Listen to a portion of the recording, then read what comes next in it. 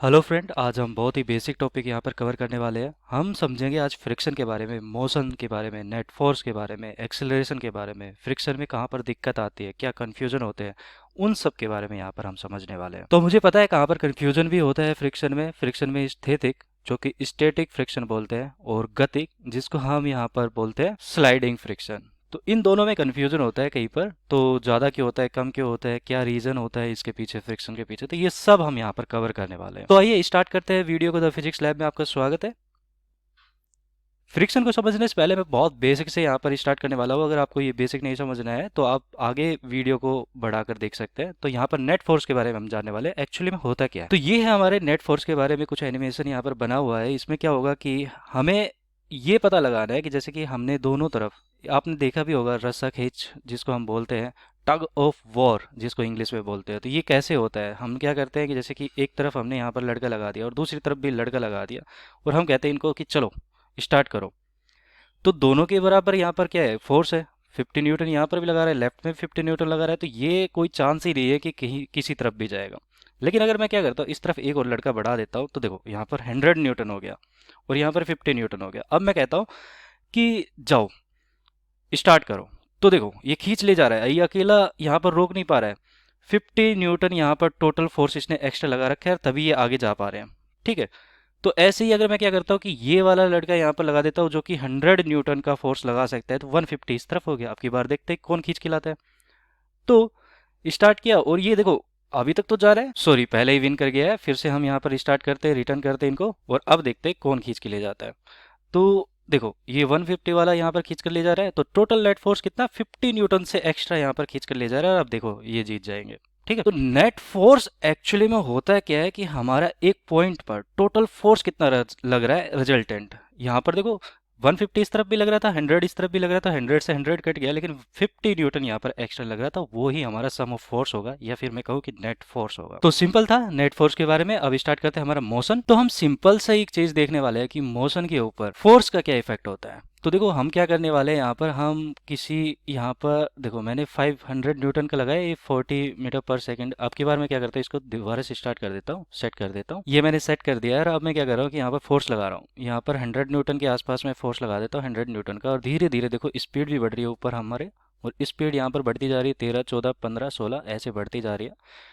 जब मैं फोर्स लगाता हूँ तो ये स्पीड बढ़ती जा रही है। इसका मतलब है कि जैसे कि हम कार को एक्सेलरेट करते हैं, वही वाली कंडीशन है। हम कार के रेसिंग पैडल पे यहाँ पर पैर रख रखा है और स्पीड बढ़ती जा रही है। और जब मैं कार पर स्पीड को एक्सेलरेशन को नहीं लगाता हूँ, या फिर मैं एक्सेलरेट नहीं करता हूँ, तो उसके बाद वो कार बिल्कुल यहाँ पर 40 मीटर पर सेकंड से यहाँ पर चलना स्टार्ट हो जाएगी। देखो स्पीड यहाँ पर बता रहा जस्ट फॉर एग्जांपल के लिए। फिर क्या होगा कि वो चलती रहेगी जब तक कि मैं उसको एक्सेलरेट नहीं करता या फिर डी एक्सेलरेट नहीं करता।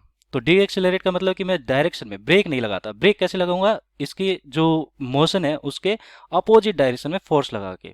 तो ये मैंने ब्रेक लगाया, और ब्रेक लगा रहा हूँ तो देखो स्पीड कम हो रही है, कम हो रही है यहाँ पर, और एक टाइम आएगा कि जीरो भी हो जाएगी। और ये वाली स्पीड हमारी क्या हो जाएगी, फिर मोशन और फोर्स का रिलेशन बताती है। तो फोर्स की हेल्प से हम स्पीड को ज़्यादा भी कर सकते हैं और कम भी कर सकते हैं। ये भी बहुत बेसिक है। अब आते हैं हमारे एक्चुअल पॉइंट पे, जो कि फ्रिक्शन के बारे में हम यहाँ पर जानना चाहते थे। अब हमने यहाँ पर क्या कर रखा है, पहिए ना लगाकर इस ब्लॉक को ऐसे ही रख दिया 50 kg का, और यहाँ पर ये व्यक्ति खड़ा हुआ है, और ये क्या करेगा, इस पर फोर्स लगाएगा, बल लगाएगा, और देखते हैं कि कितने बल लगाने पर ये चल पड़ता है। हमें यही ऑब्जर्व करना है, कितने बल लगाने पर ये चल पड़ता है। तो फ्रिक्शन हमने यहाँ पर सेट कर रखा है, बहुत ज़्यादा भी नहीं कर रखा, बहुत कम भी नहीं कर रखा। जीरो अगर करना है तो मुझे ऐसे कर सकता हूँ, ये देखो बिल्कुल जीरो हो गया यहाँ पर। और अगर थोड़ा सा बढ़ा देता हूँ मैं, ताकि हम फ्रिक्शन का इफेक्ट देख सकें। तो फ्रिक्शन होता भी क्यों है वो भी समझ लेंगे, लेकिन फ्रिक्शन का इफेक्ट देखते हैं क्या होता है। तो देखो जैसे ही मैं क्या करता हूँ कि फोर्स लगाता हूँ, यहाँ पर अगर मैं खड़ा हुआ तो यहाँ पर अगर मैं फोर्स लगाता हूँ, तो धीरे धीरे मैं फोर्स बढ़ा रहा हूँ। लेकिन ये देखो मैं क्या करता हूँ, 50 न्यूटन का फोर्स लगाया मैंने, और ये नहीं बढ़ा। अब मैं क्या कर रहा हूँ कि धीरे धीरे बढ़ा रहा हूँ, 54, 5, 6, 7, 8, 9, 10 ऐसे बढ़ाता जा रहा हूँ। ठीक है। तो ये ऐसे बढ़ता जाएगा फोर्स, और एक टाइम ऐसा आएगा कि ये फोर्स क्या करेगा। देखो अभी तक सम जीरो है, क्योंकि देखो मैं जैसे जैसे फोर्स बढ़ा रहा हूँ मेरी तरफ से, वैसे वैसे यहाँ पर फ्रिक्शन फोर्स भी बढ़ता जा रहा है धीरे धीरे। 102 न्यूटन था, तो 102 न्यूटन यहाँ पर भी लगना स्टार्ट हो गया। ये अपोजिट डायरेक्शन में फ्रिक्शन फोर्स लगना स्टार्ट हो गया। मैंने कितना लगाया था, 102 न्यूटन अप्लाइड फोर्स मैंने लगा रखा है, और फ्रिक्शन फोर्स 102 ही यहाँ पर बन रहा है, क्योंकि अभी चली नहीं है। जितना मैं लगाऊंगा तब तक ये खुद को रोक कर रखेगा, उतना ही फ्रिक्शन यहाँ पर जनरेट करता रहेगा। और जैसे जैसे मैं बढ़ाता हूँ वैसे वैसे फ्रिक्शन यहाँ पर जनरेट कर रहा है या बढ़ाता जा रहा है। तो देखो अब यहाँ पर अचानक क्या हुआ कि जैसे ही मैंने इसको थोड़ा सा यहाँ पर बढ़ाया, 117 के आसपास मैंने यहाँ पर किया था, तो उस टाइम पे यहाँ पर क्या हुआ, सडनली हमारा जो फ्रिक्शन फोर्स है वो कम हो गया। अब सडनली अगर फ्रिक्शन फोर्स कम हो गया, वो रीजन क्या था, क्योंकि ये चलने लगी। जब यहाँ पर जब चलने लगी बॉडी, तो उस समय हमारा यहाँ पर स्लाइडिंग फोर्स कंसिडर होता है, और जब रुकी हुई थी तो यहाँ पर स्टैटिक, जिसको स्थैतिक घर्षण भी बोलते हैं, वो कंसिडर हो रहा था। तो इस कंसेप्ट को एक बार और समझते हैं, अच्छे से बिल्कुल क्लियर करते हैं यहाँ पर। लेकिन उससे पहले मैं यह जान लेता हूँ कि फ्रिक्शन एक्चुअली होता कैसे है। तो जैसे कि हमारी यहाँ पर दो बुक लगी हुई है, दो बुक को आप देखो कि बिल्कुल यहाँ पर सतह तो जो है, इनकी जो सरफेस है वो बिल्कुल चिकनी है, लेकिन फिर भी उनके बीच में क्या होता है, छोटे छोटे ये होते हैं, इरेगुलर शेप होती है, ठीक है। और जैसे ही मैं इसको इसका खिसकाता हूँ, तो ये देखो हीट जनरेट करना शुरू कर देता है। इसका रीजन क्या है कि जो यहाँ पर जो इरेगुलर सरफेस है वो एक दूसरे पर रगड़ रहे हैं, और उसकी वजह से यहाँ पर हम जो वर्क करते हैं वो यहाँ पर हीट में कन्वर्ट होते जा रहा है, ठीक है। तो ये फ्रिक्शन की वजह से ही होता है। आपको बहुत ही इंपॉर्टेंट पॉइंट बता देता हूँ, फ्रिक्शन हमारा जो होता है वो सरफेस एरिया पे डिपेंड नहीं करता है। अगर मैं केमिस्ट्री की बुक का छोटा सा टुकड़ा भी ले लेता और उसको इस पर रगड़ता हूँ, तो फ्रिक्शन हमारा उतना ही होगा, सॉरी, फ्रिक्शन गुणांक जो होता है, फ्रिक्शन कोफिशिएंट जो होता है, वो उतना ही रहेगा एक सरफेस के लिए। वो हमारा सरफेस के एरिया पर डिपेंड नहीं करता है। फिर से बोल देता हूँ, friction force, sorry, friction coefficient या घर्षण गुणांक, या फिर घर्षण गुणांक हमारा सरफेस एरिया, जो ये सरफेस है जो दूसरे के टच में आ रहा है, दूसरी सरफेस के, उस पर डिपेंड नहीं करता है। अब आते हैं फ्रिक्शन के टाइप्स पर। तो फ्रिक्शन के 4 टाइप्स होते हैं यहाँ पर, वैसे तो 6-7 होते हैं, लेकिन यहाँ पर हमारे काम के 4 ही है। स्टैटिक फ्रिक्शन जो होता है वो ये है। स्टैटिक फ्रिक्शन कब होता है, जब हमारा जैसे कि सोफा है वो बिल्कुल रुका हुआ था, जब हम इसको खिसकाते हैं तो शुरू में तो हमें बहुत दिक्कत होती है, और जब एक बार चलने लग जाता है, उसके बाद हमारा जो सोफा है वो बिल्कुल आराम से चलना स्टार्ट कर देता, उस समय हमारा स्लाइडिंग फ्रिक्शन काम आता है, ठीक है।